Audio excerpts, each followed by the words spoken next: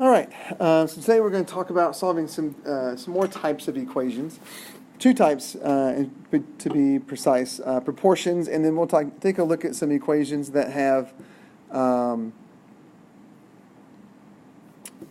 fractions in them and how to treat those. Okay? We'll also discuss similar figures, which is a little bit of a geometry type situation. So we'll talk a little bit of geometry today as well. All right?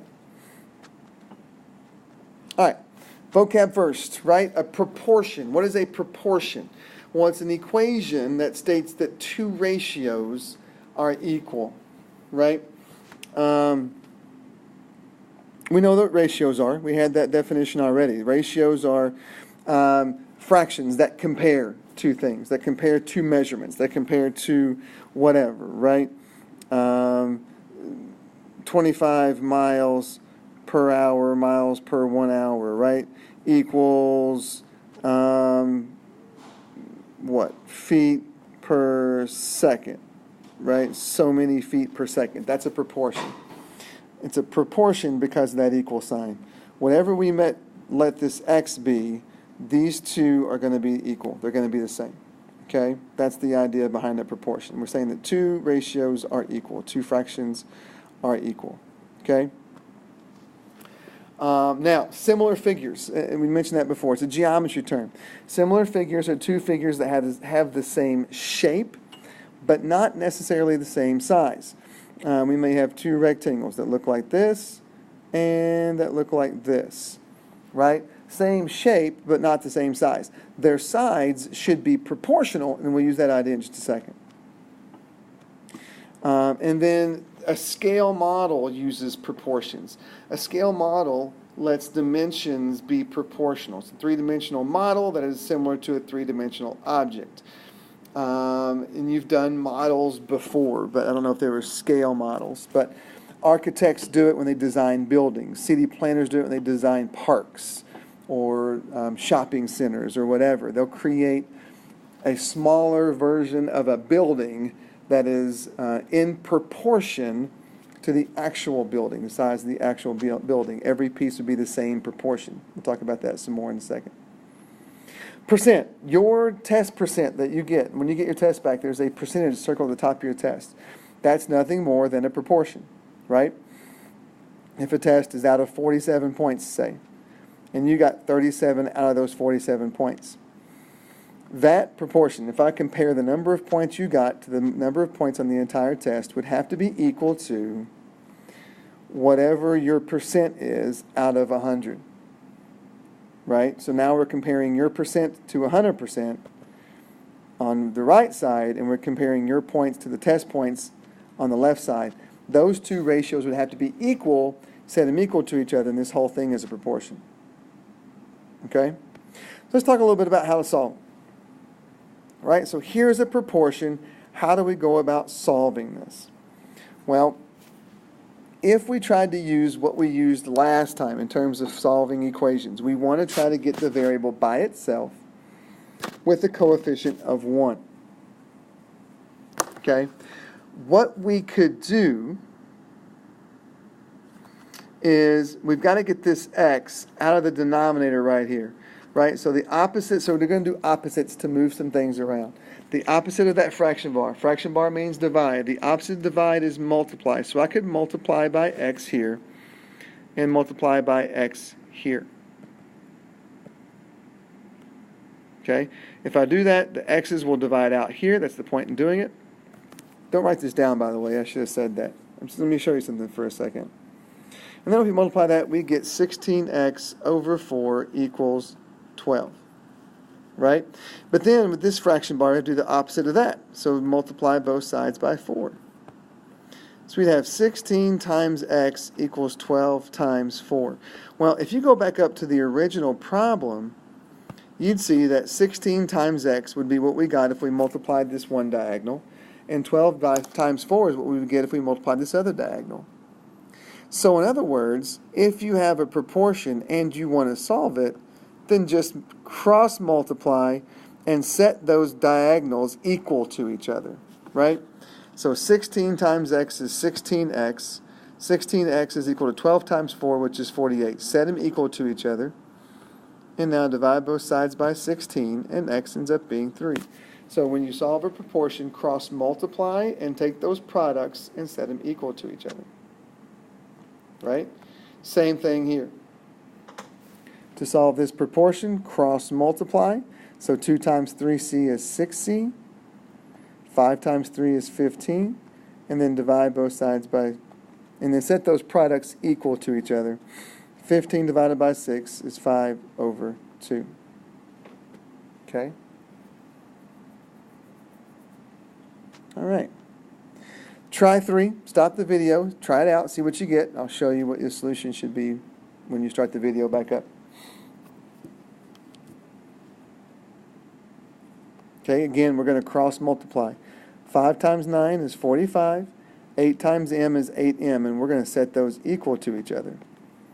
Divide both sides by 8. And so m is equal to 45 over 8. Or if you want to divide that out, you can do that and get that decimal. Okay? 45 divided by 8. 5.625. Oh, by the way, you should be able to plug these back in and check your work. I'll show you that in just a second, because it's going to look a little weird. All right? Number 4, same concept. It's a proportion. We have a fraction equal to a fraction. That's a proportion. So, multiply 6 times -1 and get -6. But here when you multiply 3 times the numerator, it's got to be times the entire numerator. So distribute, in other words. 3x plus 24. Okay? Then you can go solve. Subtract 24 from both sides.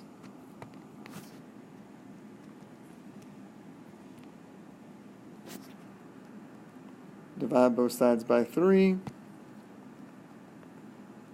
So x is -10. Okay? Now, we can always check that. We can plug -10 in for x. If we do, this is what it looked like. 6 over 3 equals -10 plus 8 over -1. I need the left fraction to equal the right fraction. Well, first of all, 6 over 3 I can reduce down to 2 over 1. And -10 plus 8 is -2 over -1. Two negatives make a positive. So we get 2 over 1 equals 2 over 1. So that's true. 2 equals 2. So -10 must be the solution there. So just a way to check your work. All right? Here's 5. Try 5, solving that, making sure that you're distributing every time you need to distribute. Stop the video and I'll walk you through what you should have done.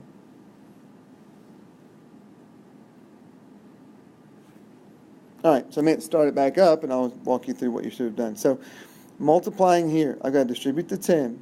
10 times x is 10x. 10 times -2 is -20. The 4s. 4 times x is 4x. 4 times 10 is 40.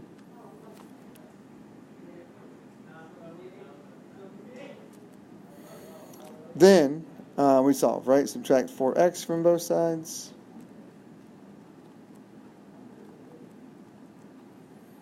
Then add 20.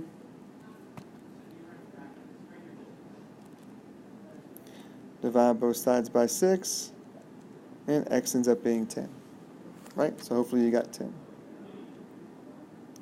Number 6. Try number 6. Stop the video. I'll show you the work. And hopefully it'll make enough sense. Okay? So there you go. When you cross multiply, you should get -10x equals 6x plus 4. Subtract 6x from both sides, divide both sides by -16, and you get -3/2. Okay? All right, that leads us into this, which could be looked at as two fractions equal to each other and possibly a proportion.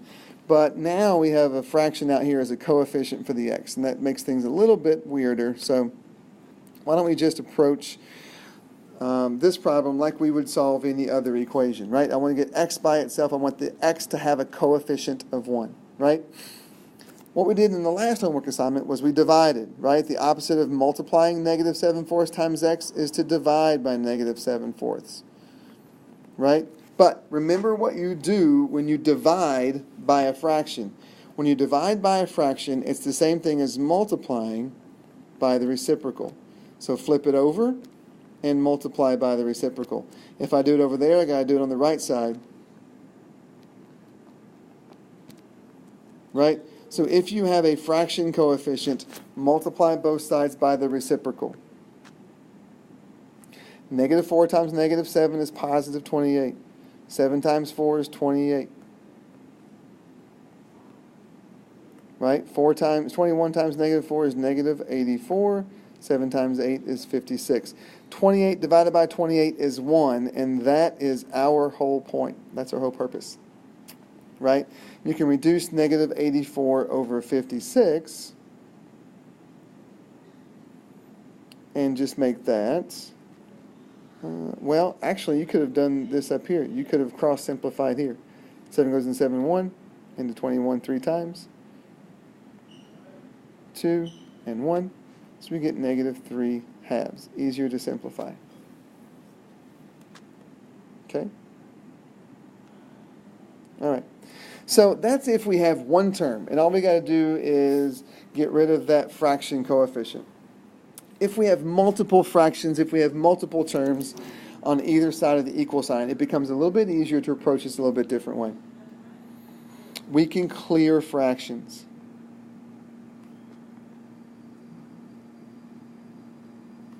Okay? We can clear fractions.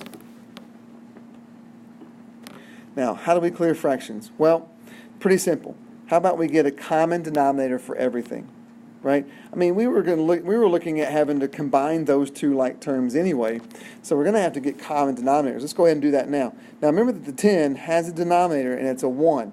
It's not a common denominator, so we're going to have to make that guy have a common denominator also, which here happens to be 12.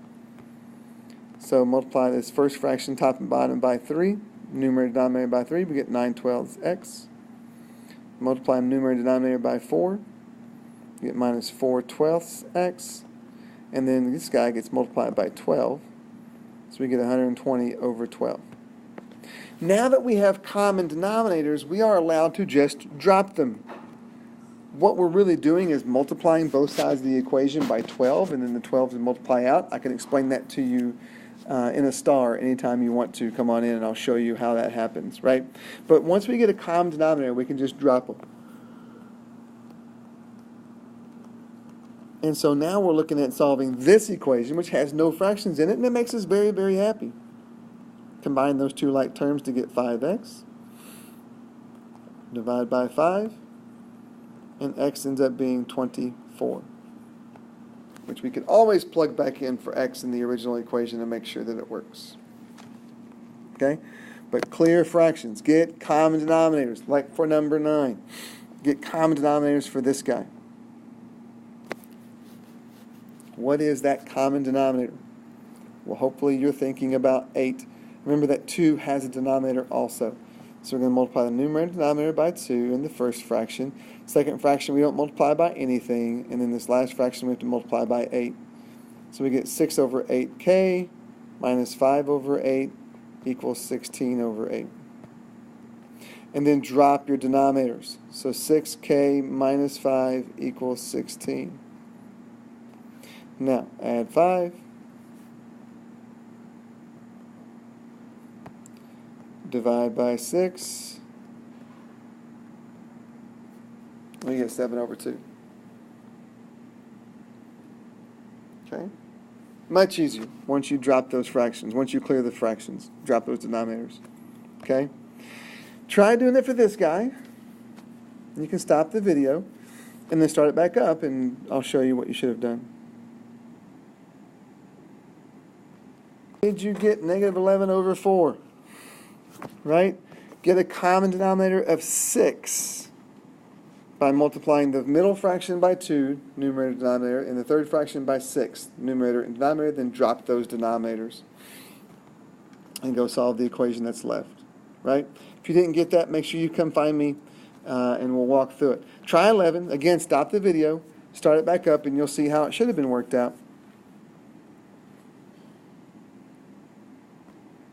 Did you get 7 over 25? Common denominator of 5. We had to get that first 5y to have a common denominator. The other two already had a denominator of 5. So multiply numerator denominator by 5 to get 25y over 5. Minus 3/5 equals 4/5. And then drop those denominators to get 25y minus 3 equals 4. And then just go through and solve your equation like you normally would. Okay? All right. That gets us back into our proportions, because now we're going to talk about similar figures. Similar figures are two figures that are same shape but not same size, like these two triangles right here. This right here is what's called a similarity statement. It's a geometry thing. You'll learn more about that when you get there in a couple of years. Okay? But one thing that statement does say is that we can match up sides. So here's what it means to be similar. Two figures are similar if their sides are proportional, if their side lengths are proportional. In other words, proportions lead to ratios, ratios are fractions. In other words, if I were to take the length of AB and write it and compare it to the length of XY, that's the corresponding side. Right? If I were to take the length of AB and compare it to the length of XY, write them as a fraction. Then I could also compare the length of BC to the length of YZ. That would be the side that would match up here.